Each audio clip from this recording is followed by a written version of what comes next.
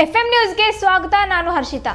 ರಮೇಶ್ ಜಿಗಜಿಣಗಿ ಅವರು ಕೇಂದ್ರ ಸಚಿವರಾಗಿದ್ದರೂ ಸಹ ಜಿಲ್ಲೆಗೆ ಏನು ಕೊಡುಗೆ ನೀಡಲಿಲ್ಲ. ಮೋದಿಯನ್ನು ನೋಡಿ ಮತ ಹಾಕಿ ಎಂದು ಕೇಳುತ್ತಿದ್ದಾರೆ. ಹೀಗೆಂದು ಹೇಳಿದ್ದು ಮಾಜಿ ಜಿಲ್ಲಾ ಪಂಚಾಯತ್ ಸದಸ್ಯ ಕಲ್ಲು ದೇಸಾಯಿ. ದೃಷ್ಟಿ ಕೋನವನ್ನು ಇಟ್ಕೊಂಡು ಮತವನ್ನು ಕೇಳ್ತೀವಿ ವಿನ ಬಿಜೆಪಿ ಅವ್ರ ಗತಿ ನಾವು ಗೊಳ್ಳ ಆಶ್ವಾಸನೆ ಕೊಟ್ಟು ಇವತ್ತು ನಾವು ಮತ ಕೇಳ್ತಾ ಇಲ್ಲ. ಇವತ್ತು ಬಿಜೆಪಿ ನಾಯಕರಿಗೆ ನಾವು ಒಂದು ಮಾತು ಕೇಳ್ತೀನಿ. ಇವತ್ತು ನೀವು ಎಲ್ಲರೂ ಏನು ಕೇಳಾಕತ್ತೀರಿ, ಓಟ ಯಾವ ರೀತಿ ಕೇಳಾಕತ್ತೀರಿ ಅದನ್ನು ನಮ್ಮನ್ನು ನೋಡ್ಬೇಡ್ರಪ್ಪ, ನಿಂತವ್ರನ್ನ ನೀವು ಮೋದಿ ನೋಡಿ ಓಟ್ ಹಾಕಿರ್ತಕ್ಕಂಥ ಮಾತನ್ನು ಇವತ್ತು ಅವ್ರು ಹೇಳ್ತಾರೆ. ಅಂದ್ರೆ ಅವರು ಬಾಳೆ ಹೆಂಗಾಗಿತ್ತು ಅಂದ್ರೆ ಬಿ ಜೆ ಪಿ ಅವ್ರ ಬಾಳೆಗೆ ನಾವು ಗಂಡಿಗೆ ಹೆಣ್ಣು ನೋಡಕ್ಕೆ ಹೋಗಿರ್ತೀವಿ, ಗಂಡಿ ನೋಡ್ಬೇಡ್ರಿ ನೀವು ಅವ್ರ ಅಪ್ಪನ ನೋಡಿ ಓಟ್ ಹಾಕಿದಂಗೆ ಆಕೈತಿ, ಇದು ಹೆಣ್ಣು ಕೊಡ್ರಿ ಅಂದಂಗೆ ಆಕೈತಿ. ಆ ರೀತಿ ಅವ್ರು ಓಟ್ ಕೇಳಾಕತ್ತಾರೆ ಬಿ ಜೆ ಪಿ ಅವರು. ಅಂದ್ರೆ ಅವ್ರ ಸಂಸ್ಕೃತಿ ಹೆಂಗೆ, ನಮ್ಮ ಕಾಂಗ್ರೆಸ್ ಮತ್ತು ಜೆ ಡಿ ಎಸ್ ಅವ್ರ ಸಂಸ್ಕೃತಿ ಯಾವ ರೀತಿ ಐತಿ. ಬಹುತೇಕ ನಮ್ಮ ಜಿಲ್ಲೆಯಲ್ಲಿ ಒಂದು ಲೋಕಸಭೆ ಹ್ಯಾಟ್ರಿಕ್ ಯಾರೂ ಪಡೆದೇ ಇಲ್ಲ. ಈ ಸಲನೂ ಜಿಗಜಿಣಗಿ ಅವರು ಆಗಂಗಿಲ್ಲ. ಯಾವುದೇ ಕಾರಣಕ್ಕೂ ಇವತ್ತು ಆ ಸೂರ್ಯ ಚಂದ್ರ ಇರೋದು ಎಷ್ಟು ಸತ್ಯನೋ ಇವತ್ತು ನಮ್ಮ ಕಾಂಗ್ರೆಸ್ ಜೆ ಡಿ ಎಸ್ ಪಕ್ಷದ ಮೈತ್ರಿ ಸುನೀತಾ ಮೇಡಮ್ ಅವರು ಆರಿಸ್ಬೋದು ಅಷ್ಟೇ ಸತ್ಯ ಅಂತಕ್ಕಂಥ ಮಾತಾಡ್ತಾರೆ. ಯಾಕಂತಂದ್ರೆ ನಿಮಗೆ ಅಂಕಿ ಸಂಖ್ಯೆ ಒಳಗೆ ಲೆಕ್ಕ ಕೊಡ್ತೀನಿ ಯಾವ ರೀತಿ ಗೆಲ್ತಾರೆ ಇವರು ಅನ್ನೋದು. ಇವತ್ತು ಎಂ ಬಿ ಪಾಟೀಲರು ಪ್ರಾಮಾಣಿಕವಾಗಿ ಅವ್ರ ಕ್ಷೇತ್ರವನ್ನು ಲೀಡ್ ಮಾಡಿ ಕೊಡಕತ್ತಾರೆ. ಇವತ್ತು ನಮ್ಮ ಬಸವನ ಬಾಗೇವಾಡಿಯಲ್ಲಿ ಇವತ್ತು ಸನ್ಮಾನ್ಯ ಶಿವಾನಂದ ಪಾಟೀಲರು ಅಪ್ಪಗೌಡರು ಅವರು ಪ್ರಾಮಾಣಿಕವಾಗಿ ನಮ್ಮ ಕ್ಷೇತ್ರವನ್ನು ಲೀಡ್ ಮಾಡಿ ಕೊಡಕತ್ತಾರೆ.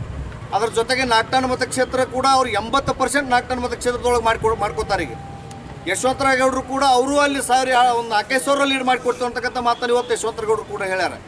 ಅದರ ಜೊತೆಗೆ ಸಿಂದಗಿ ಕೂಡ ಮನಗೂಳಿ ಅವರೇ ಉಸ್ತುವಾರಿ ಮಂತ್ರಿ ಅದಾರ, ಅವರು ಕೂಡ ಸುಮಾರು 20,000 ಮತಗಳ ಅಲ್ಲಿ ಲೀಡ್ ಮಾಡಿಕೊಡ್ತೀವಿ ಅಂತ ಹೇಳ್ಯಾರ. ಮತ್ತು ಇನ್ನು ಎಲ್ಲಿ ಉಳಿತವ್ರು ಬಿ ಜೆ ಪಿ ಅವ್ರಿಗೆ?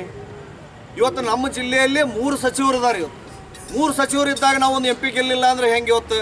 ಅದಕ್ಕೆ ನಾವು ಒಂದು ಮಾತು ಹೇಳ್ತೀನಿ, ಇದೇ ಉಸ್ಮಾನ್ ಪಟೇಲ್ರ ಅಂದ್ರೆ ಲಕ್ಷ ಮತಗಳಿಂದ ಬಹುತೇಕ ಈ ಸಲ ದೇವಾನಂದ ಚೌಹಾಣ್ ಅವರು ನಮ್ಮ ಸುನೀತಾ ಮೇಡಮ್ ಅವರು ಸುಮಾರು 1 ಲಕ್ಷಕ್ಕಿಂತ ಹೆಚ್ಚಿಗೆ ಅಂತರದಿಂದ ಇವತ್ತು ಗೆಲ್ತಾರೆ ಅಂತಕ್ಕಂಥ ಮಾತನ್ನು ಕೂಡ ನಾವು ಇವತ್ತು ಹೇಳ್ಬೋದು.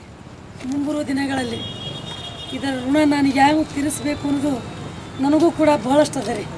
ಯಾಕಂತಂದ್ರೆ ಮಾತೃ ಹೃದಯ ಅಂತ ಇರ್ತದಂದ್ರೆ ತಾಯಿ ಮನೆಯಲ್ಲಿ ಮಕ್ಕಳಿಗೆ ತಿನ್ನಿಸಿದ ಮೇಲೆ ತಾಯಿ ಇದ್ರೆ ತಿಂತಾಳೆ, ಇಲ್ಲಾಂದ್ರೆ ಬಿಡ್ತಾಳ್ರಿ ಅನ್ನುವಂಥದ್ದು ತಮ್ಮೆಲ್ಲರಿಗೆ ಗೊತ್ತಿದ್ದಂಥ ವಿಷಯ.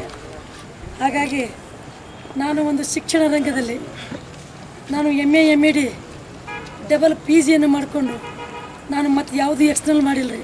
ಎಲ್ಲ ರೆಗ್ಯುಲರ್ ಡಿಗ್ರಿಗಳನ್ನು ಮುಗಿಸಿದವಳು ನಾನು ಇದೇ ಬಿಜಾಪುರ ಜಿಲ್ಲೆ BLD ಸಂಸ್ಥೆಯಲ್ಲಿ ಮತ್ತು PhD ಪದವಿಯನ್ನು ಪಡ್ಕೊಂಡು ನಾನು ರಾಣಿ ಮಹಿಳಾ ಯೂನಿವರ್ಸಿಟಿಯಲ್ಲಿ ಇಷ್ಟೊತ್ತು ನಾನು VC ಇರ್ತಿದ್ದೆ ರೀ ನಾನು. ಆದರೆ ನಮ್ಮ ಸಾಹೇಬರು ಒಂದು ಮಾತು ಹೇಳಿದ್ದಾರೆ, ನಮ್ಮ ರಾಜಕೀಯ ಮನೆತನದ ನೀನು ಎದ್ದು ಕೂಡಲೇ ಅಲ್ಲಿ ಹೋದರೆ ಮನೆತನಕ್ಕೆ ಬರು ಹೋಗೋರಿಗೆ ಸ್ವಲ್ಪ ನೆಗ್ಲೆಕ್ಟ್ ಆಗ್ತದೆ, ಬೇಡ ಅಂತೇಳಿ ಅವ್ರ ಮಾತಿಗೆ ನಾನು ಬೆಲೆ ಕೊಡಬೇಕಾಗತ್ತೆ ನನಗೆ. ಹಾಗಾಗಿ ನನ್ನ ರಾಜಕೀಯನ ನನಗೆ ಹೊಸದಂತೂ ಅಲ್ರಿ, ಅನ್ನೋರಿಗೆ ಬಹಳಷ್ಟು ನಾನು ಬಹಳ ಗೊತ್ತದ್ರಿ. ಮೇಡಮ್ ಅವರು ಅಧ್ಯಕ್ಷ ಇದ್ದರು ಆ ಟೈಮಲ್ಲಿ BO DDP ಇರುವಾಗ ನನ್ನ ಮನೆಗೆ ಕಳಿಸಿ ನಮ್ಮ ಸಾಹೇಬರ ಪರವಾಗಿ ನಾನು ಏನೇನು ಧ್ವನಿ ಎತ್ತಿದ್ದೀನಿ ಅನ್ನೋಳು ಬಹಳಷ್ಟು ಗೊತ್ತಿದ್ದಂಥ ವಿಷಯ. ಹಾಗಾಗಿ ತಮ್ಮೆಲ್ಲರ ಒಂದು ಆಶೀರ್ವಾದದಿಂದ ಮುಂಬರುವ ದಿನಗಳಲ್ಲಿ, ಯಾಕಂತಂದ್ರೆ ಇದ್ದಂಥ ಸಂಸದರ ಬಗ್ಗೆ ನಾನೇನು ಹೇಳಲಿಕ್ಕೆ ಬಯಸೋದಿಲ್ಲ ರೀ. 10 ವರ್ಷದಿಂದ 10 ಪ್ರಶ್ನೆ ಬಿಟ್ಬಿಡ್ರಿ, ಒಂದು ಪ್ರಶ್ನೆ ಎಲ್ಲಿ ಕೇಳಾದ್ರೂ ಗೊತ್ತಿದ್ರೆ ಅದು ತಮಗೆ ಗೊತ್ತಿದ್ರೆ ನಾವು ಅವ್ರ ಹಿರಿತನಕ್ಕೆ ನಾನು ಗೌರವ ಕೊಡ್ತೀನಿ ರೀ. ಯಾಕಂತಂದ್ರೆ ಅವ್ರ ಬಗ್ಗೆ ಮಾತಾಡೋದು ನಾನು ಸೂಕ್ತವಲ್ಲ, ನಮಗೆಲ್ಲ ಗೊತ್ತಿದ್ದಂಥ ವಿಷಯ. ಹಾಗಾಗಿ ನಾನು ಒಂದು ಬಿಜಾಪುರ ಜಿಲ್ಲೆ, ಕೆಲವೊಬ್ಬರು ನನ್ನ ಮಾಧ್ಯಮ ವರ್ಗದವ್ರು ಕೇಳ್ತಾರೆ ನೀವು ಆಗಿದ ಮೇಲೆ ಏನೇನು ಪ್ರಗತಿ ಮಾಡ್ತೀರಿ ಅಂತೇಳಿ. ಅದು ಪ್ರಗತಿ ನಾನು 1-2 ಬೆಳವಣಿಗೆಷ್ಟು ನಾನು ಕೆಲಸ ಮಾಡೋಂಗಿಲ್ಲ.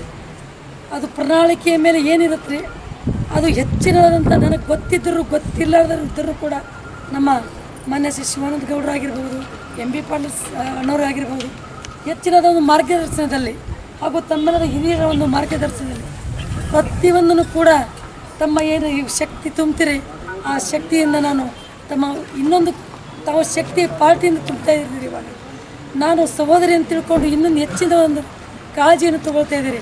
ಆ ಕಾಳಜಿ ಯಾವ ರೀತಿಯಾಗಿರ್ತದೆ ಅಂತಂದ್ರೆ ನಾನು ಈ ಮುಂಬರುವ ದಿನಗಳಲ್ಲಿ ಕೆಲಸ ಕಾರ್ಯಗಳ ರೂಪದಲ್ಲಿ ಒಂದು ಪಾರ್ಲಿಮೆಂಟಲ್ಲಿ ಬಿಜಾಪುರ ಜಿಲ್ಲೆಯ ಒಂದು ತಮ್ಮ ಸಹೋದರಿ ಕೂಗು ಪಾರ್ಲಿಮೆಂಟಲ್ಲಿ ಕೂಗುವಂಥ ಶಕ್ತಿ ನನ್ನ ಕಡೆ ಅದ ಅಂತ ಹೇಳಿ ಕೂಡ ಈ ಸಂದರ್ಭದಲ್ಲಿ ಹೇಳಲಿಕ್ಕೆ ನಾನು ಪ್ರಯತ್ನ